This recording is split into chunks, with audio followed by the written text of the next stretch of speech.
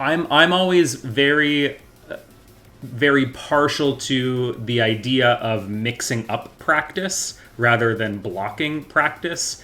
So as soon as that practice starts to feel very routine and feel very algorithmic in nature, it's actually time for you to move away from that and do something else, because you're not really doing the level of thinking that you need in order to make things connect and make things make sense. The brain, if it's all it's doing is thinking in the little it all sense, I think that's actually a really bad thing, because it's almost too high level all the time. We don't operate well at high levels all the time.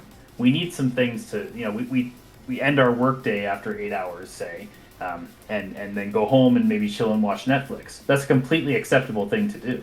The brain needs rest. The brain needs sleep. The brain needs all these things. And so, like, when we need time to socialize. We need time to. So, as humans, it's not always possible to do deep thinking all the time. There's reason to discover a relationship.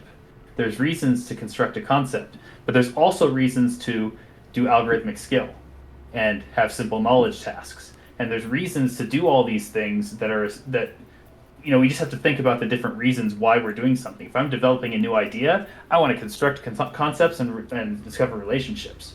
But I want to also give time to practice some algorithms, because that's not necessarily bad, and those are okay tasks.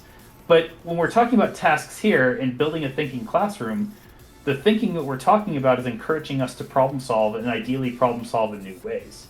That's the part we don't see very often.